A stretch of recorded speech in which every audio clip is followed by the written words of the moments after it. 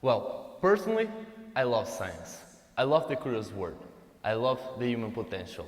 So get ready, because into the end of this, you will completely change your perspective over these three specific topics. One of the best areas of science definitely are the jokes, because they allow us to get scientific knowledge through fun. You don't believe me? I can prove it. As an example, a neutral walks into a bar and asks, "How much for a drink?" The bartender replies, "For you, no charge." Or, "Why you cannot trust an atom?" Because they make up everything. And at this exact moment, I can see never single faces who are those that understood the jokes, who are those that are making up the understood the jokes, and who are those that did not understood any of them. So, if you understand both of the jokes, congratulations. If you understood only the second one, you're still having hope. But if you did not understand any of them, keep calm, it is okay. Very soon, you'll get enough motivation to seek a little more through this knowledge. Well, here's the point. They told me that I need to be completely honest here, which was definitely not my plan. Because I would love to say that I became passionate about science on my own, studying rocks or having these young Sheldon or Albert Einstein moments as look at the sky, creating formulas and asking myself, what is blue? Why is not red or yellow? But the truth is, during my whole childhood, I didn't really care about any of this. When I was living in Brazil, I was a lot more worried into getting my house in time, to watch my Ben 10, watch my Pokemon Infinite series, getting all the right answers on who is this Pokemon, or maybe thinking about some soccer game that I would need to play. Because yes, as Brazilians, we all in some moment of our lives learn how to play soccer. And some of you can be asking yourself, but didn't this guy just said that he loves science? And yes, I do love. But I also truly believe that science or any kind of interest or hobbies are not a matter of born with you. They are a matter of them developing in you. In other words, I truly believe that the environment in which you are growing up creates our soul, our mentality, our perspectives and our desires. So, beautiful words, but here's another truth. I was a terrible student. I was the one at the back side of the class. I was playing cards with my friends. I was laughing really loud. I was interrupting the teachers all the time. And because I don't really care about the class at that moment, like I don't see the fun, why I'm learning this all? Into the moment I changed to another school named Colégio Nossa Senhora de Fátima, in which I knew my new science teacher. Teacher Gustavo. He was the coolest teacher I have ever had. Basically, half of the class was speaking about science, reading about books, reading about the scientists, or creating formulas. Now, the other half of the class, the half that I pay attention, were when we were speaking about some nerd TV show as Star Trek, The Big Bang Theory, or even Flash. He loved Flash. And we were making an association between Marvel's world, between all the kind of DC comics, and science. That was my beginning into the scientific world.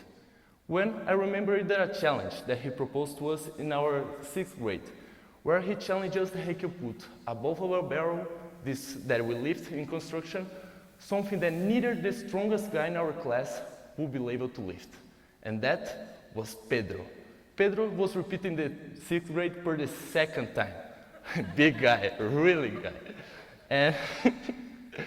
And okay, we put our faith in that guy, and we went to the patio. In the patio, we saw Professor Gustavo and the well barrel. But there was nothing above the well barrel.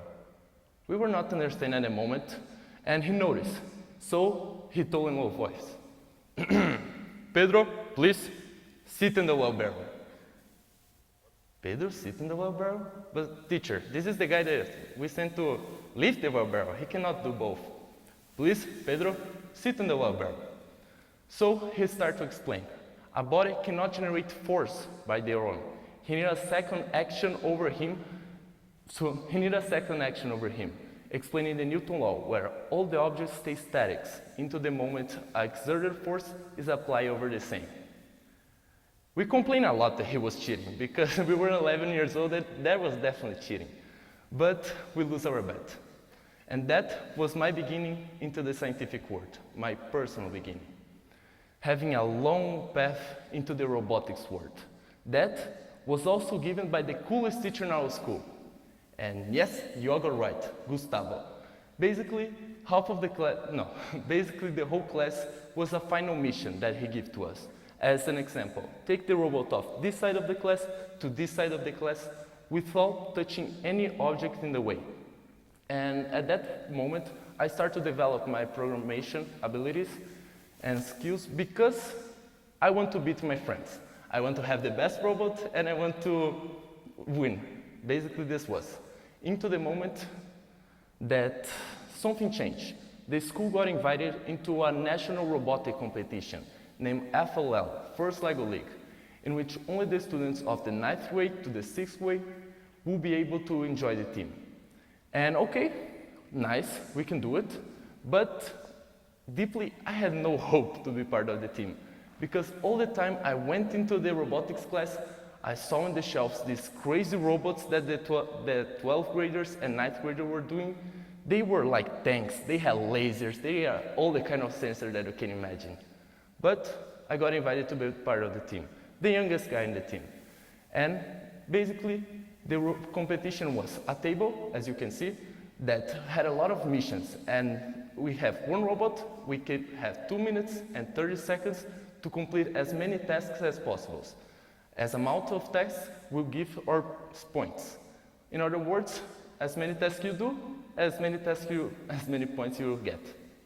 So, and now we have the team. Ayrton was our programmer. He was at the last year of school. We have Buzzi, Guilherme Buzzi. He was my partner at the construction of the robot. And I was there, I was playing.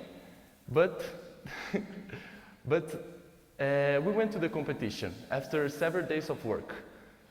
And something different happened also. The director knocked our door. Yes, please, come in. We have a little problem. Yes, please, what is the little problem? The table is kind of late. Okay, what is kind of late? We need to practice and everything else. Like 4 months? Then we start to improvise. And then we started to improvise and we went to the competition. And we got amazed about the competition. Because there was this crazy technological demos of new companies' projects, there was university projects, all kind of technology, interactive in technology that you can imagine. And we got into the 19th place over 53 teams. It can sound like a failure, but to a team that have 4 months less than the other teams, we got pretty happy, or at least motivated to the next year. Then the next year came as a flash. And now I was the programmer of the robot, and Guilherme Buzzi was the constructor. And this time we have one different point. Teacher Gustavo was now Teacher Paola. No, he did not change gender, but he got an injury in which he got replaced by our new teacher as scientist and robotics teacher Paola, incredible teacher. So we went to the competition one more time, and now we got into the 5th place over all the teams. We got amazed at how far we went.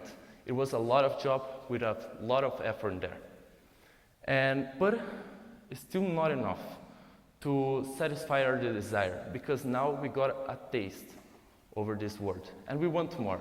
So we went to robotics competitions, fairs of science, knowledge fairs, all kind of fairs that you can imagine. And at this time, we were not really wanting to do the job, but our teachers, again, I don't have what to say about them. They forced us to do the work, and I will never be thankful enough to these both teachers, because they literally forced my path into the scientific world. And I owe a big part of all my achievements and experience in this world to these both teachers. So Teacher Paola and Teacher Gustavo, know that you both changed a human life in a more significant way than you could ever imagine. And that is, so what is the point that I'm trying to make here? Even with all the same experience as the major part of here, as directors, coordinators, teachers, or even parents, please follow my teacher Gustavo's example. You always saw moment for students, and I'm not saying to forget the curricular work. I'm only saying to adapt it, to make it in your own way. Because I tell you to incentivize your students, but not because it is mandatory, but because you instigate them to do it. And instigate curiosity is one of the easiest things in life. And I can prove it. Since we are babies, we live based in curiosity. We are trying to understand how does the world work. In our childhood, we have our why phase. As teenagers, we are curious about gossips, about what will happen in the next episode of our favorite series, or when our favorite artist will launch their new album. And the favorite album. But this curiosity can be directed to a more productive path. Some of you can even be thinking that I'm exaggerating stuff here, but I'm only saying that if a little part of this curiosity, even a little part, moves to another way, to a more productive way, it will completely change the life of this person in the future in a way that now you cannot even imagine. And I'm saying this over all the incredible experience that I have gotten to now. So I'm saying to coordinators, parents, directors, it's your job, your work, your obligation to rough this to a more productive path.